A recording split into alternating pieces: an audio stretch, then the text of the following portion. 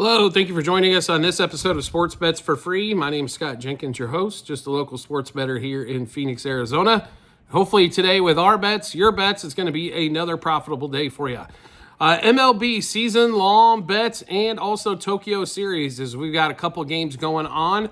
Cubs-Dodgers on March 18th and 19th, playing our time about 3 in the morning, 6 o'clock Eastern time. So getting this out to you ahead of time. I know we've been a little late with the season-long bets and a few basketball shows here lately. We're going to go over the season-long plays here really quick and get to those. So we'll start with team win totals. On that one, the Dodgers have went to 103 wins. They were at 104.5 pretty much all season long, or all off season once they signed everybody under God's green earth again. We actually played under 104.5 on the win total for the Dodgers there. Just 105 wins is a lot of wins. Not to say they won't win 100 games, but once you get past that point, I think 100 games is easily going to win that division.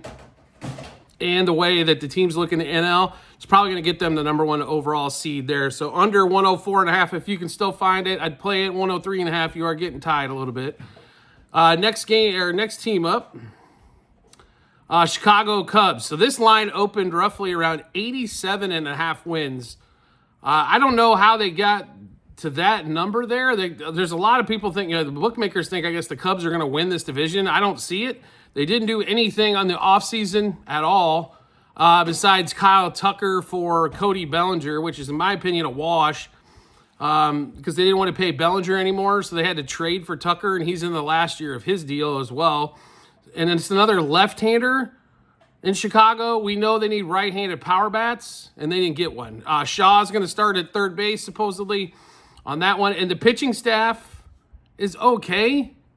But once you get past Shota and Justin Steele, there's not a lot of love there. So this line has come down. Like I said, it was at 87.5 wins, now down to 85.5. I still like the under. I think they finished about 80 to 83 wins. So 85.5, obviously you're going to be a little bit tighter there, but kind of what we're thinking on that one. All right, Diamondbacks. It's 86.5 wins. That line stayed pretty steady. This is a team, missed the playoffs last year, did lead the league in scoring, and added Corbin Burnes in the offseason. We think they're going to be better. Zach Gallen's also in a contract year. We should expect big things from him. That starting rotation looks better. Still got some nervousness about the bullpen, as their bullpen hasn't been great for years, but I do like the Diamondbacks over 86.5 wins. Next one, Atlanta Braves. 93.5 wins. I'm going to be real honest. I think this number is really close. I think they finished somewhere between 92 and 95. So therefore, no play for us on that one. The A's, who were our big winner last year, cruising by their season win total with a month to play. All of a sudden, that line is 71.5 after it was in the 50s last year. They're a good team. Offensively, they can score some runs. The big deal for them is going to be pitching. So we'll stay away from that one. 71's a little steep for us to play over. And I think they're going to finish probably somewhere between 70-ish wins. Should be pretty close. Next one up, Baltimore Orioles. 87.5 win total. I'm going to be really honest with you here. We love the Orioles. The only thing that scares us is the pitching and Grayson Rodriguez's injury.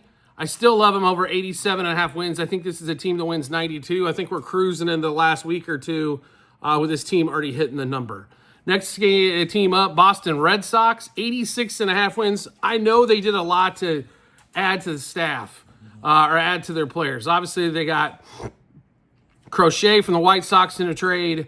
They also got, they got Alec Bregman as well, free agent there, who's basically on a one-year deal. Walker Buehler was probably if he can come back and still be healthy, he's going to be pretty studly.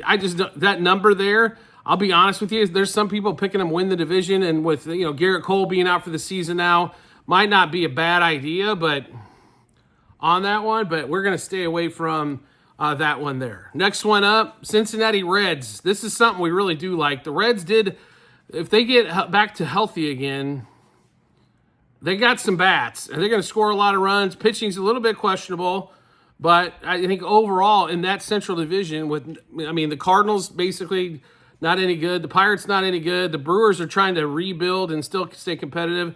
And the Cubs are a little bit overrated on that one there. Give us the over 86.5 wins in that one. We did play that one as well.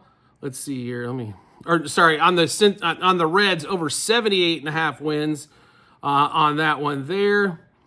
We do like that one. Also, we did sprinkle a little bit on the Reds to win the NL Central. It was close to plus 500. I think if they stay healthy, they have a great chance to do so. Next one up, White Sox, 53.5 wins. Ain't no way I'm betting on bad baseball, that bad of baseball. We stayed away there. One of our favorite win totals of the season is Cleveland Guardians at 82.5. When's the last time you saw the Guardians with less than 83 wins? I don't know. I mean, I understand the pitching. Tigers should be better. Royals should be worse. I mean, they had a magical run. I'm a big fan of the Royals, but don't know how long that Bobby Witt injury with getting hit in the forearm is going to kind of play into everything as well. But the Guardians are always the cream of the crop here. Twins are way down. I honestly think they finished close to 90 wins, so we're cruising with the last 2 weeks of the season. Colorado Rockies, 58.5 wins. Do we really need to play the Rockies for anything? No. Tigers, 83.5 wins. I think this is a big number with the offense that they have. They can pitch, but their offense is so inconsistent. Nothing for us on that one. Astros, 87.5 wins. If we were looking to play this, under would probably be the way we would go here. I think the Rangers could be a major menace, and I think the Mariners are going to play quite a bit better as the Mariners have great pitching. They just need to get some hits. But, yeah, nothing for us on that one. Angels, we did play the Angels. Why not, right? The Angels have always been good to us. This line has actually moved down, 72.5 wins, down to 71.5 at a lot of books. Give us the under 72.5 there. We expect Mike Trout to play 30 games again? I love Mike Trout when he plays, but he cannot stay healthy and get out of his own way on that one. As you'll see, we got some player props in there under on Trout as we expect some sort of long-term injury during the season. Marlins at 63.5, probably pretty close to where they're going to finish. Brewers at 83.5. We just went over the Cubs at 85.5. Reds at 78.5. Kind of split in the middle there with the Brouhahas. Mets, this total has come down to 90.5 wins. We got this earlier in the season at 92.5. But 90's pushing, but I don't expect, the Mets don't have really any pitching. They should be able to knock the cover off the baseball, but no pitching to speak of, so that under 92.5 wins is the way we went there. Yankees, this numbers came way down, obviously, since Garrett Cole's injury. Now they're at 89.5 wins. I'd be really honest, I might think an under might still play here, as they're missing him and Gill for 3 months and Cole for the season. Pirates, 77.5 wins.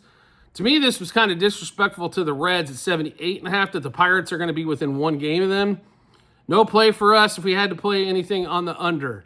Padres, over 85.5 wins. Still waiting to see if they make any more deals to shed payroll. Not sure on that one. We stayed away there. Mariners, 84.5 wins. On that one, we stayed away there. Giants at 80.5 wins. This might be worth the play on the over there. If they go 500, that cashes that ticket. Cardinals, 77.5 wins. I know the Cardinals are going through some stuff, right? But the Cardinals always figure out how to win games, especially in the Central. So a tough one for us there, but we didn't play that particular one there. All right, then we get to the Blue Jays, 78.5 wins. Worried about their pitching. They should be able to hit the ball, but nothing for us on that one. Tampa Bay Rays, 81.5 wins. We didn't play this one either. We would consider the under. Rangers at 85.5 wins. We're probably going to play this one. We have not played it yet. But their lineups loaded. If DeGrom can actually pitch for half a season plus, that should get him additional wins as well. We went over the Blue Jays. And then the last team, Washington Nationals. This line has jumped 2 games. They were 70.5. Now they're up to 72.5. I think this is a team that can't compete for like 75 games. That's why we love the 70.5, but 72.5 is going to be a little bit tighter for sure. Now, just a few player props that we went over. Actually, we'll give you teams to make the playoffs and not make the playoffs. So, D-backs to make the playoffs, like that one there. Cubs to not make the playoffs. Why would we expect them to make it? They haven't made it in a minute. and that was plus money.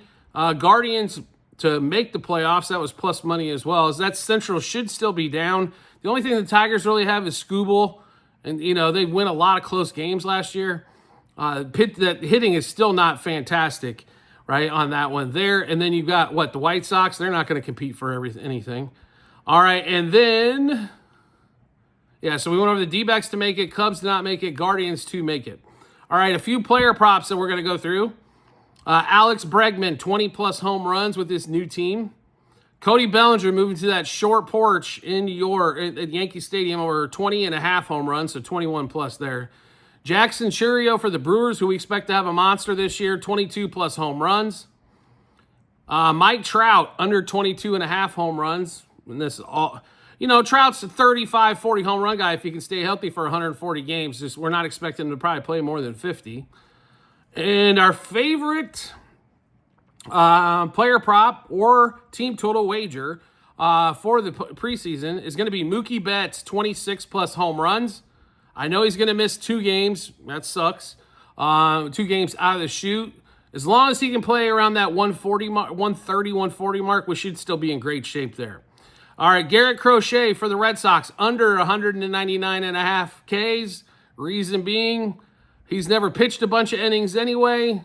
And do we really expect him to pitch a bunch for the Red Sox? Probably not. So we'll go under 200 Ks. Paul Skeens, though, 200-plus Ks. Jazz Chisholm for the Yankees, under 33.5 stolen bases. Bobby Witt, one of my favorite players to watch. He will be an AL MVP before too long. 180-plus hits. Finished, well over 200 last year on that one there. Carlos Rodon, who's going to start for the Yanks. He can't stay healthy for a season. Under 174.5 Ks. Max Fried, going to his new team in the Yankees. Under 151.5 Ks. He normally doesn't stay healthy for a full season, and he's not a big strikeout pitcher either. Sasaki for the Dodgers, who's going to be pitching in Game 2 of that series. We're going to go under 145.5 Ks. This has nothing to do with this stuff. It's first year for Japanese pitchers. Normally is not real pleasant. All right, Jackson Chourio, who we took earlier for the home runs. Now we're going to take him for 82-plus RBIs.